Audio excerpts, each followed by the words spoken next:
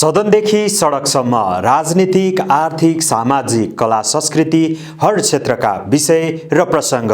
यो हो कार्यक्रम आजको सन्दर्भ। नमस्कार, कार्यक्रम आजको सन्दर्भमा स्वागत छ। म राकेश तिमल सिन्हा।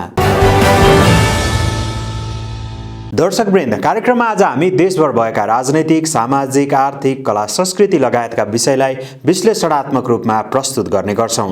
आज हामीसँग छन् प्रधानमन्त्रीको शङ्खघोष, आवश्यकता चुनावको। चुनाव चाहियो, अस्थिरता होइन। चुनाव चाहियो।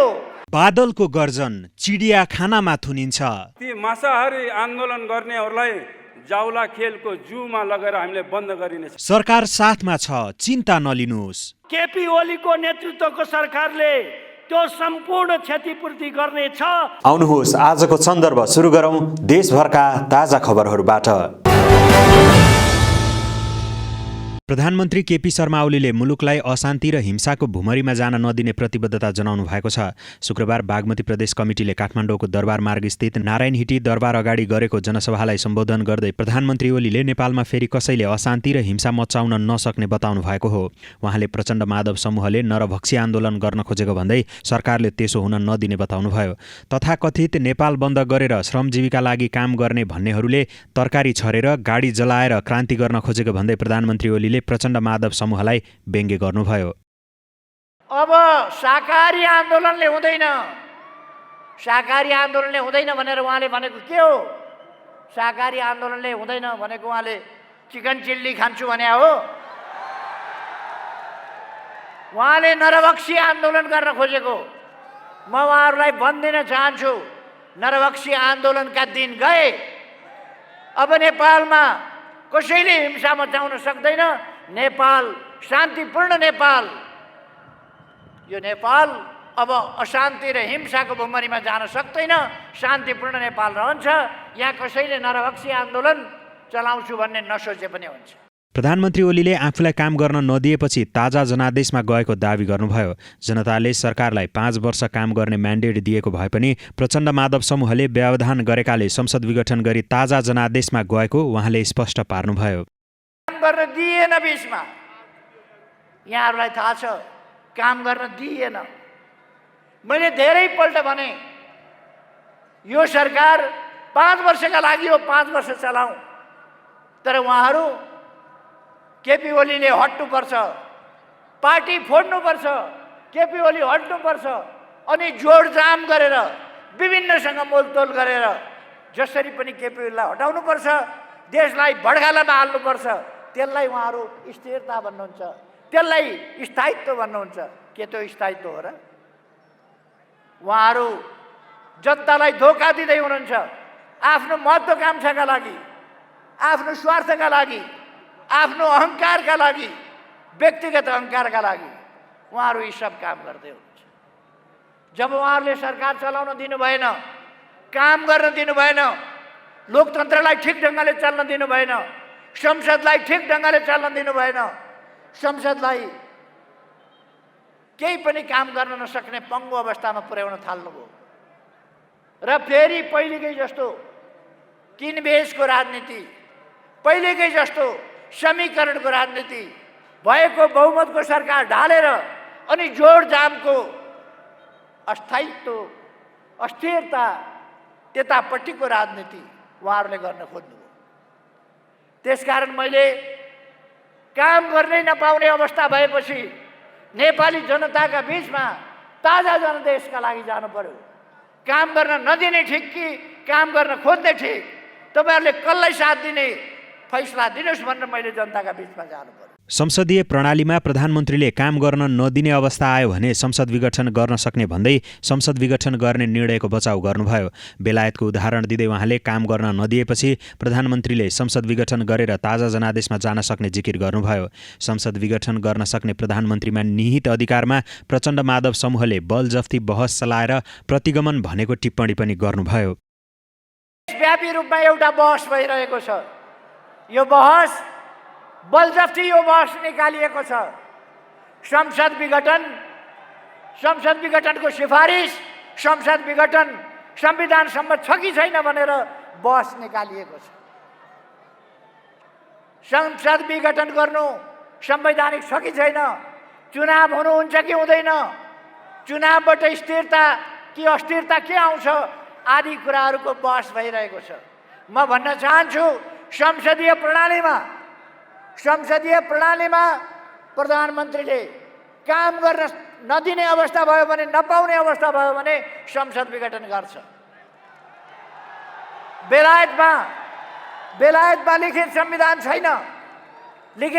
छैन अथवा त्यहाँ प्रधानमन्त्रीले संसद विघटन गर्ने लेखेको छैन, लेखेकै छैन कतै प्रकारान्तरले पनि। तर प्रधानमन्त्रीले अस्ति भर्खर संसद विघटन गरेर चुनाव गराउनु भयो। यसरी प्रधानमन्त्रीले संसद विघटन गर्छ काम गर्न दिएन भने ताजा जनादेश लिन पर्दछ। हाम्रै बलमा संसदमा आएर हामीलाई नै काम गर्न नदिने, हामीलाई नै काम गर्न व्यवधान गर्ने अनि सरकारले काम गरेन भनेर आलोचना गर्ने त्यस प्रकारको प्रवृत्तिको जवाफ हामीले चुनावबाट खोज्नु पर्दछ, जनताको ताजा जनादेशबाट खोज्नु पर्दछ। प्रचण्ड माधव समूहले संवैधानिक नियुक्तिमा अवरोध गरेको दाबी पनि प्रधानमन्त्रीले गर्नुभयो। उहाँले लोकतन्त्रलाई ठिक ढङ्गले चल्न नदिनेहरू गएपछि सबै कुरा ठिक भएको भन्दै अब मुलुक स्थिरतातर्फ उन्मुख भएको बताउनुभयो। उहाँले कार्यकर्ता माझ चुनावी नारा पनि लगाउनुभयो। काठमाडौँले देशले सुन्ने गरी सबैले भनिदिनुहोस् एकपल्ट, अस्थिरता होइन, चुनावतर्फ जाउँ। अस्थिरता होइन, चुनाव चाहियो। अस्थिरता होइन, चुनाव चाहियो। जनता के भन्छ?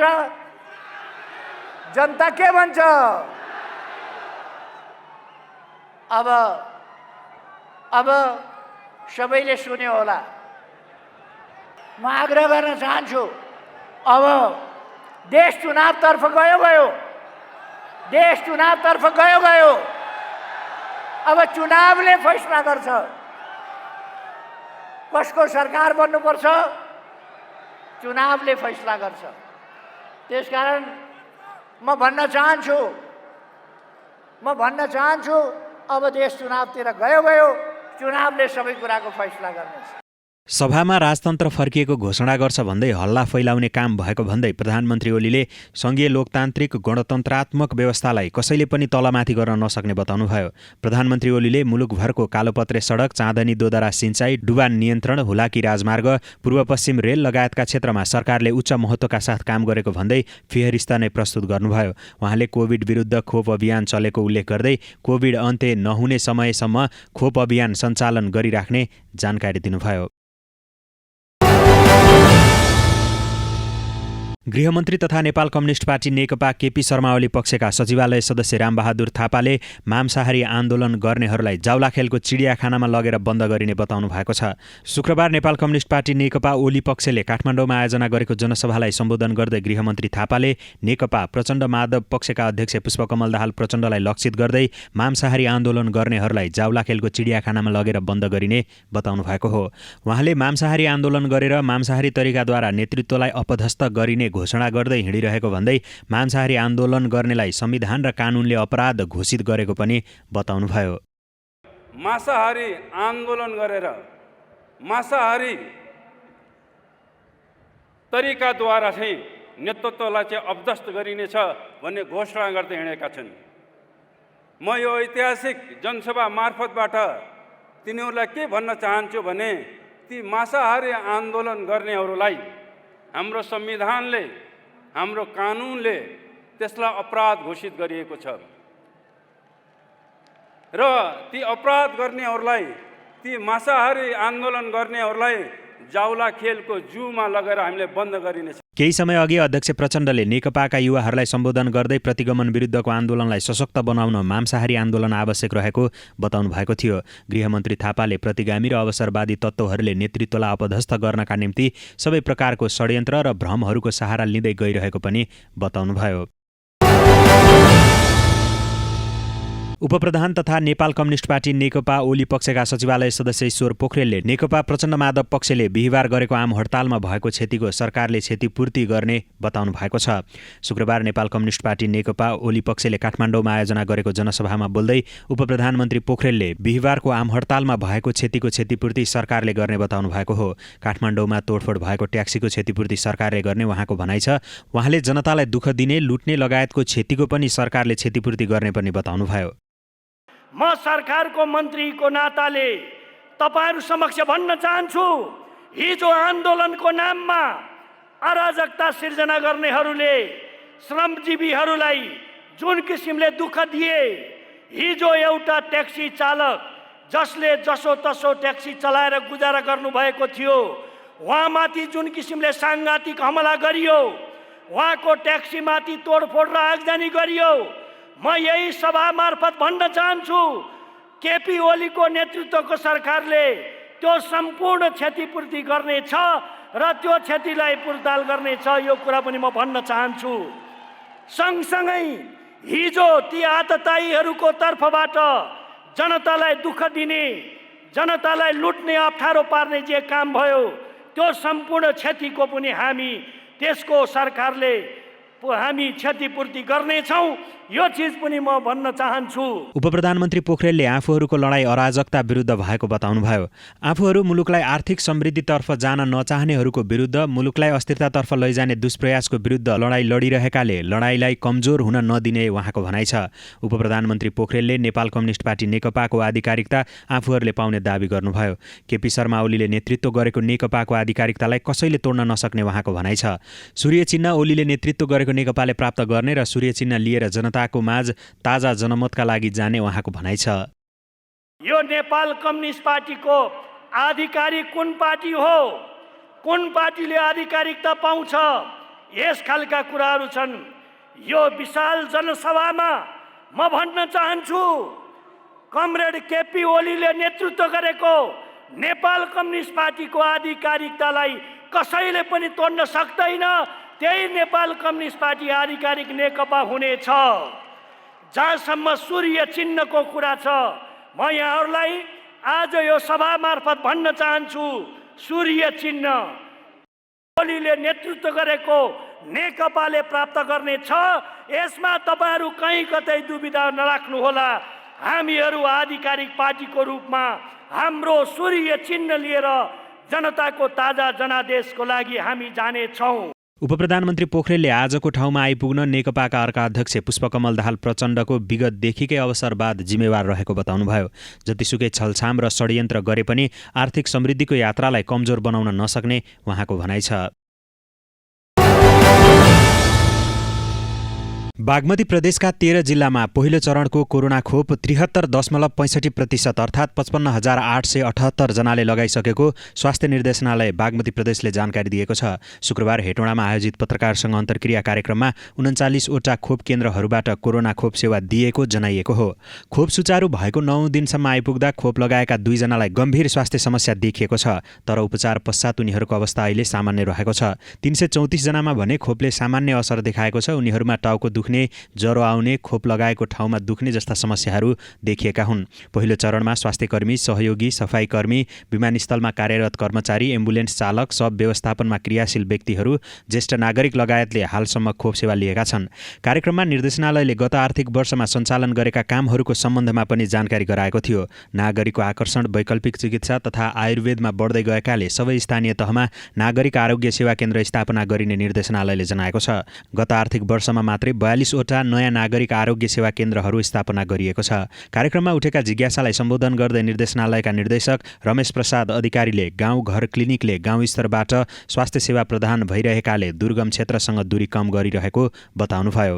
स्वास्थ्य संस्था भएको ठाउँमा आउन गाह्रो पर्नेहरूलाई प्रत्येक पहिलाको पुरानो गाउँ विकास समितिमा 3 देखि 4वटासम्म गाउँघर क्लिनिक गर्ने र महिनाको एकचोटि त्यहाँ 5वटा सेवा दिने, एउटा परिवार नियोजन सम्बन्धी सेवा दिने, अर्को बालबालिकाको नियमित वृद्धि अनुगमन लगायत उसको स्वास्थ्य परीक्षण गर्ने, अर्को गर्भवती महिला, सुत्केरी महिलाहरूको स्वास्थ्य परीक्षण गर्ने र सामान्य उपचार गर्ने र परामर्श सेवा दिने 5वटा सेवा चाहिँ गाउँघर क्लिनिकबाट दिइन्छ। त्यो एउटा पहुँच बढाउने काम त्यो एउटा गरिएको छ। अहिलेलाई फेरि यो वर्ष हाम्रो सामाजिक विकास मन्त्रालयले के कार्यक्रम राख्यो भने अझै दुर्गम क्षेत्रहरूमा अझै यो दूरी धेरै बढी भयो। त्यो भएकोले अझै हामीले गाउँबाट क्लिनिकलाई अझै बढाउनु पर्ने हुन्छ। त्यहाँका समितिहरूलाई यो सेवा यहाँ एभाइलेबल छ। उहाँहरू जुन यहाँले भन्नुभयो नि कसैलाई चेतना छैन भए पनि प्रयोग गर्दैनन्। उहाँलाई छलफल गरेर आएर पालिकाका अध्यक्ष, मेयर, उपमेयर, वडा अध्यक्ष सहित राखेर आमासम्म राखेर उहाँलाई यो सेवा यो दिनुहुन्छ, यो सेवा प्रयोग गर्नुहोस् भनेर जानकारी दिने कार्यक्रम पनि रहेको छ। गाउँ स्तरमा महिला समूह मार्फत महिनाको एकपटक स्वास्थ्य सम्बन्धी छलफल गरेर पनि जनचेतना बढाउने काम भइरहेको उहाँले बताउनुभयो। आमा समूहको बैठक नियमित रूपमा गर्ने भनेर यो जिम्मेवारी स्वयंसेविकाले दिएछ। स्वयंसेविकाले आफ्नो टोलभित्र आफ्नो कार्यक्षेत्रभित्र भएका महिलाहरूलाई भेला गराई महिला कम्तीमा महिनाको एकचोटि उहाँले छलफल गर्ने यो सेवा छ, सेवा लिएर जाउँ भनेर भन्ने कुरालाई कन्टिन्युएसन गरिएको छ। स्वयंसेविकाहरू जसले छाड्नु भएको छ उहाँलाई फेरि नयाँलाई आधारभूत तालिम दिएर उहाँलाई पुनर्ताजगी तालिम दिएर उहाँलाई काम गर्नको लागि अगाडि बढिएको छ। उहाँले मन्त्रालय मार्फत मेरो स्वास्थ्य मेरो जिम्मेवारी कार्यक्रम सञ्चालन भइरहेकाले स्वस्थ हुन स्वस्थ व्यवहार लागू गर्नुपर्ने बताउनुभयो। मेरो स्वास्थ्य मेरो जिम्मेवारी भनेर स्वास्थ्य मन्त्रालयले एउटा स्लोगनको रूपमा ल्याएको छ। बुढेसकाल भएपछि तपाईँ हामीले घरमै देखाएको छौँ। जो जीर्ण बिरामी हुनुहुन्छ आमा भयो भने बुवा भयो भने हामी के गर्छौँ, बुढा कति कराइरहन्छन्, पानी मध्य के भन्छन् गाली गर्छौँ। त्यो हामी त्यस्तो अवस्था नहोस् त्यो भएकोले हामी अहिलेदेखि नि अब यो अरूलाई भन्ने कुरा पहिला हामी नै लाग्नुपर्ने भयो। हामी स्वस्थ हुनुको लागि हामीले स्वस्थ व्यवहार अप्नाउनु पर्ने हुन्छ। नत्र हामी हाम्रै जन्म दिने आमा बुवालाई हामीले नै तिरस्कार गरेका छौँ। साँच्चै भन्ने हो भने वृद्धाश्रममा लगिराखेका छौँ, घरबाट निकालेका छौँ, भोलि हाम्रो हाल पनि त्यही हुन्छ। त्यस कारण स्वस्थ रहनको लागि हामी सबैले प्रयास गर्नुपर्ने हुन्छ। कार्यक्रममा निर्देशनालयका शाखा प्रमुख शम्भु काफ्लेले निर्देशनालयले गरेका कामहरूको बारेमा प्रकाश पार्नु भएको थियो भने पत्रकार महासङ्घ बागमती प्रदेशका अध्यक्ष प्रताप विष्ट, पत्रकार महासङ्घ मकवानपुरका अध्यक्ष हरि हुमागाई लगायतको उपस्थिति रहेको थियो। नेपाल कम्युनिस्ट पार्टी नेकपा प्रचण्ड माधव समूहका अध्यक्ष पुष्पकमल दाहाल प्रचण्डले कम्युनिस्ट आन्दोलनलाई विभाजित गर्ने काम प्रधानमन्त्री केपी ओलीले गरेको बताउनु भएको छ। काठमाडौँमा शुक्रबार बिहान पत्रकार संघको छलफलमा अध्यक्ष दाहालले कम्युनिस्ट आन्दोलनलाई विभाजित गर्ने काम केपी ओली मार्फत सबै देशभित्र र बाहिरका दक्षिणपन्थी प्रतिक्रियावादीहरूले गरेको बताउनु भएको हो। यद्यपि गल्ती कमजोरीलाई सच्याउँदै नेकपा पार्टीलाई बहुमतको दिशामा ल्याउन सकिन्छ भन्ने विश्वासका साथ अघि बढेको उहाँले स्पष्ट पार्नुभयो। बिस्तारै कार्यकर्ताहरूले सही गलत छुट्याउन थालेकाले निराश हुने अवस्था नरहेको पनि उहाँले स्पष्ट पार्नुभयो। मेरो बुझाइ त के छ भने केपीजीले आत्मसमर्पण गरिसक्नुभयो दक्षिण पन्थका अगाडि, प्रतिगमनका अगाडि उहाँले आत्मसमर्पण गर्नुभयो भनेर हामी पनि गर्छौँ। नेपाली जनताले नै आत्मसमर्पण गरिदिन्छ त, गर्न सकिन्छ त भन्दा कुनै हालतमा गर्न सकिँदैन। त्यसकारण यो सवाल फेरि पनि सत्य र असत्यको, निरङ्कुशता र लोकतन्त्रको लडाइँ भइसकेको छ।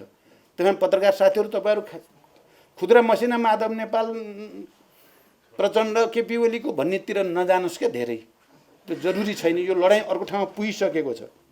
बहुमतमा के गरी भयो, हामीले जालझेल गरेर भयो र तीनटा पूर्व प्रधानमन्त्री, उप प्रधानमन्त्री, परराष्ट्र मन्त्री, मन्त्रीहरूको लस्कर 12-15 वर्ष पार्टी चलाएको, माधवजी 16 वर्ष लगातार पार्टी प्रमुख, झलनाथजी पनि 12-15 वर्ष पार्टी प्रमुख, प्रधानमन्त्री, म आफै, अरू साथीहरू पनि, हामीतिर बहुमत के गरी भयो त? उहाँले बनाए हुन्थ्यो नि त बहुमत। उहाँको त्यही आचरण व्यवहार र निरङ्कुश शैलीका कारण चाहिँ सबै साथीहरू विरोधमा जाने स्थिति भयो। लोकतन्त्रको रक्षाको लागि उहाँको चाहिँ तानाशाही र उहाँको अहङ्कार र दम्भका विरुद्ध सङ्घर्ष गर्नुपर्ने बाध्यता हामीलाई आइलायो। सङ्घर्ष गर्दा हाम्रो एकता भयो, विचारमा एकता भयो, विधिमा एकता भयो। उहाँ जतासुकै अल्पमतमा पर्नुभयो। अनि अहिले आएर चाहिँ सबै कुरो भाँचकुच पारेर सिद्ध्याइदिन्छु भन्ने खालको बुद्धिमा उहाँ जानुभएको छ। जतासुकै अल्पमतमा पर्दा पनि यसलाई नि भत्काइदिन्छु, त्यो पनि नियम तोडिदिन्छु, संविधान पनि बाँधिदिन्छु, लोकतन्त्र पनि जहाँसुकै जाओस्। हामी त भन्नै सक्दैनौँ, हामी त छोडिदिइहाल्छौँ। तर उहाँ चाहिँ त्यता जानुभएको छ। अब कसले उहाँलाई उचालेको छ त्यो पनि तपाईँ हामीले देखेका छौँ। उहाँले पार्टी विधान विपरीत प्रधानमन्त्री ओलीले एकपक्षीय ढङ्गले आफू 1 नम्बरको अध्यक्ष भन्दै हिँडेको बताउनुभयो। महाधिवेशनसम्म 2 अध्यक्ष राख्नै पर्ने व्यवस्था रहे पनि 1 र 2 नम्बरको अध्यक्ष भन्ने व्यवस्था नभएको र बराबरी हैसियत भएको उहाँले स्पष्ट पार्नुभयो। हामीले 2टा अध्यक्ष महाधिवेशनसँग राख्नै पर्ने हुन्छ। विधानमा दुईटा अध्यक्ष भनेको चाहिँ केपी ओली र प्रचण्ड हो भनेर त लेखा छैन नि। यहाँ कतिपयलाई केपी ओली र प्रचण्ड पो हो त अध्यक्ष भनेर पनि भ्रम छ। दुई अध्यक्ष प्रणाली बनाइए हो। महाधिवेशन नहुँदासम्म दुई अध्यक्ष प्रणाली भन्ने हो विधानमा। केपी र प्रचण्ड हुने या प्रचण्ड र केपी हुने भन्ने होइन। मर्न सकिन्छ नि त। केपी र प्रचण्ड मरे भने अध्यक्ष नहुने हुन्छ त? यो बडो विचित्रको कुरा गरेका छन् क्या केपीले। उहाँ निर्वाचन आयोगमा पनि त्यही पनि मै हो 1 नम्बर भनेका छन्। 1 नम्बर 2 नम्बर भन्ने कहीँ पनि छैन। पहिलाको सहमति पनि दुईटा बराबरी भन्ने हो हैन। विधानमा पनि दुईटा बराबरी भन्ने हो, हैसियत अधिकार। जबरजस्ती उनले आफूलाई 1 नम्बर बनाएका छन् क्या। यो अब म पनि त्यस्तै छु हेर्नुहोस् अब के गर्नु। अब लाटो भन्ने कि सोझो भन्ने कि उदार भन्ने कि भावुक भन्ने कि 1 नम्बर। अब हेर्नुहोस् तपाईँभन्दा 3 त भोटा मैले बढी फटाएको, मलाई 1 राखिदिनु नि त के भयो त भनेपछि मैले मान्ने। अहिले त निर्वाचन आयोगमा म 1 नम्बर भन्नुहुन्छ भन्ने लागेको भए त ज्यान गए मान्दैन थिएँ नि। पत्रकार सम्मेलनमा अर्का अध्यक्ष माधव कुमार नेपालले प्रधानमन्त्री केपी ओलीको असंवैधानिक कदममा आफूहरू तमासे नबन्ने चेतावनी दिनुभयो। उहाँले कानुन र विधिको शासन कायम राख्न राज्य कब्जामा लिने ओलीको कदम विरुद्ध सशक्त आन्दोलन गर्ने बताउनुभयो। केपी ओलीले झिझे गर्छन् खुरु मानेर त्यतिकै तमासा हेरेर बस्नेवाला छैन। हामी यसै पनि उनको असंवैधानिक कदमका विरुद्धमा, प्रतिनिधि सभाको विघटनका विरुद्धमा र संविधानको प्रावधानलाई जसरी मिचिने काम गरेका छन् त्यसका विरुद्धमा सडक आन्दोलनमा त छँदै नै छ। यो आन्दोलनका लागि नै, विरोध कार्यक्रमहरू अगाडि बढाउनका लागि नै, सङ्घर्षका कार्यक्रमहरू अगाडि बढाउनका लागि नै केन्द्रीय सङ्घर्ष समिति निर्माण पनि भएको छ।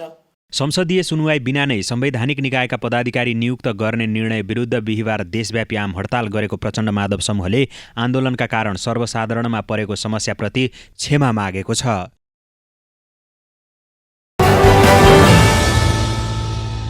प्रतिनिधि सभाका सभामुख अग्निप्रसाद सापकोटाले श्रृङ्खलाबद्ध रूपमा संविधानको उल्लङ्घन भएको भन्दै संविधानको रक्षार्थ सर्वोच्च अदालतमा पुगेको बताउनु भएको छ। सभामुख सापकोटाले शुक्रबार पत्रकार सम्मेलन गर्दै सरकारले श्रृङ्खलाबद्ध रूपमा संविधान उल्लङ्घन गरेका कारण संविधानको रक्षा, संरक्षण र सम्वर्धनको लागि आफू संविधान र कानुनको अन्तिम व्याख्या गर्ने अधिकार पाएको सर्वोच्च अदालतमा पुगेको बताउनु भएको हो। सभामुख सापकोटाले संसदीय सुनवाई बिना संवैधानिक आयोगका पदाधिकारी नियुक्त गरिएको भन्दै यसले राज्य सञ्चालनका विधि, पद्धति र प्रक्रिया मिच्दै संविधानको ठाडो उल्लङ्घन भएको बताउनुभयो। असंवैधानिक रूपमा संसद विघटन गरिएका कारण संसदीय सुनवाई समितिमा सुनवाई हुन नसक्ने स्थिति भएकाले सबै सक्कल कागज संवैधानिक परिषदमा फिर्ता पठाइएको स्मरण गराउँदै उहाँले संवैधानिक परिषदले पुनः सिफारिस गर्नुपर्ने बाध्यात्मक अवस्थाको विपरीत नियुक्ति गरिनु संविधान विपरीत भएको बताउनुभयो। संवैधानिक परिषदको निर्णय रहस्यमयी र पारदर्शी नभएको उहाँको भनाइ छ। नेपाली जनताको लामो त्याग, विभिन्न कालखण्डमा भएका सङ्घर्ष र बलिदानको प्रतिफल स्वरूप संविधान सभा मार्फत जनताका प्रतिनिधिद्वारा निर्मित संविधानको पालन, संरक्षण र सम्वर्धन गर्ने दायित्व बोकेर राज्य संयन्त्रका नेतृत्वबाटै श्रृङ्खलाबद्ध रूपमा संविधानको उल्लङ्घन भइरहेको सम्बन्धमा मेरो गम्भीर ध्यान आकर्षण भएको छ। संविधानको मर्म, भावना, संवैधानिक परिषद, काम, कर्तव्य, अधिकार र कार्यविधि सम्बन्धी पहिलो संशोधन अध्यादेश जारी गर्ने, सोही अध्यादेश अनुसार अनधिकृत रूपमा बैठक बसी पदाधिकारी सिफारिस गर्ने, प्रतिनिधि सभा विघटन गर्ने, संसदीय सुनवाई बेगर संवैधानिक आयोगहरूमा पदाधिकारीको नियुक्ति गर्ने लगायत काम कारबाहीले संविधानमाथि एकपछि अर्को प्रहार भइरहेको छ। सञ्चारकर्मीहरूको जिज्ञासाको उत्तर दिँदै सभामुख सापकोटाले संसद बैठक बोलाउने विषयमा सबै पक्षसँग सल्लाह परामर्श गरिरहेको बताउनुभयो। आफूले जे गरे पनि राष्ट्रको हितमा केन्द्रित भएर गर्ने भन्दै उहाँले आफू विवेकको आधारमा सत्यको अन्वेषण गर्न लागेको जानकारी दिनुभयो। देश र जनताको पक्षमा ठिक छ भन्ने आफ्नो चेतनाले निर्देशित गर्यो भने विवेकको आधारमा काम गर्ने सभामुख सापकोटाले बताउनुभयो। जुन हाम्रो संविधानको मर्म, भावना अनुसार निर्णय हुन सक्छ भन्ने मलाई लागेन। त्यसकारण मैले त्यो बेलामा पनि सम्माननीय प्रधानमन्त्रीज्यूलाई फोन गरेर के भने राम्रोसित विचार विमर्श पनि भएन, परामर्श पनि भएन, गृह कार्य पनि भएन र फेरि सम्बद्ध सबै पक्षसित पनि गृह कार्य भए जस्तो मलाई लाग्दैन। त्यसकारण त्यो बैठकमा उपस्थित भएर मैले संविधानको मर्म र भावना अनुसार गरिनुपर्ने नियुक्तिमा कति योगदान हुन सक्ला र भन्ने भइसकेपछि मैले म आजको बैठकमा नि यो कारणले गर्दा संविधानको मर्म र भावना अनुसार चाहिँ नियुक्ति गर्नका लागि चाहिँ त्यहाँ उपयुक्त वातावरण बनाउन नसक्ने कारणले गर्दा म आउन असमर्थ भएँ भनेपछि उहाँले ठिक छ भन्नुभयो। त्यसरी भयो। सभामुख सापकोटाले स्वेच्छाचारी ढङ्गले संविधानमाथि खेलवाड गर्दै संविधान विपरीतका कार्यहरू थपिँदै जाँदा भयावह अवस्थाको सिर्जना नहोस् भनी आफ्नो तर्फबाट भगीरथ प्रयत्न जारी राख्ने बताउनुभयो। सभामुख सापकोटाले संवैधानिक आयोगहरूमा भएको नियुक्तिको विरुद्धमा शुक्रबार नै सर्वोच्च अदालत पुगेर रिट निवेदन दर्ता गराउनु भएको छ। पछिल्लो समय बालबालिकामाथि अनलाइन मार्फत हुने यौन शोषण बढ्दै गएको एक अध्ययनले देखाएको छ। बाल अधिकार र बाल संरक्षण सम्बन्धी काम गर्दै आएको बाल अधिकारवादी संस्था सिविन नेपालले गरेको अध्ययन अनुसार नेपालमा बालबालिकाको अनलाइन मार्फत हुने यौन शोषण बढ्दै गएको देखाएको हो। सिविन नेपालले सन् 2020मा 7वटै प्रदेशका 9 वर्षदेखि 19 वर्ष उमेरका 1714 जना बालबालिका तथा किशोर किशोरीमा गरिएको अध्ययनबाट बालबालिकामाथि अनलाइन मार्फत हुने यौन शोषण बढ्दै गएको देखिएको सिविन नेपालकी कार्यकारी निर्देशक सुम्निमा तुलाधरले बताउनुभयो। कोभिड-19 का कारण लकडाउन भएपछि बालबालिकाको इन्टरनेटको प्रयोग गर्ने समय बढेको र जोखिममा पर्ने सम्भावना पनि उत्तिकै बढेको उहाँको भनाइ छ। बालबालिकाहरूले अनलाइन मार्फत नचिनेको मान्छेसँग सम्बन्ध गाँच्ने, यौन शोषणको शिकारमा पर्ने र यसका कारण शिक्षा र मानसिक स्वास्थ्यमा समेत असर पर्ने गरेको उहाँले बताउनुभयो। बालिकाहरू निरन्तर इन्टरनेट अनलाइनमा समय बिताउँछन् र यो खास गरेर कोभिड-19 को महामारीपछि जुन लकडाउन भयो त्यस समयमा बालबालिकाको इन्टरनेटमा प्रयोग गर्ने समय एकदमै वात्तै बढेर गयो र त्यो बेला उहाँहरू जोखिममा पर्ने अवस्था पनि वृद्धि हुँदै गयो। अनलाइन मार्फत हुने यौन शोषणमा बालबालिकाको साथै बालकहरू पनि पर्ने गरेको अध्ययनले देखाएको छ। शोषणमा पर्दा सहयोग माग्ने विषयमा बालबालिका अनभिज्ञ रहेको पनि पाइएको छ।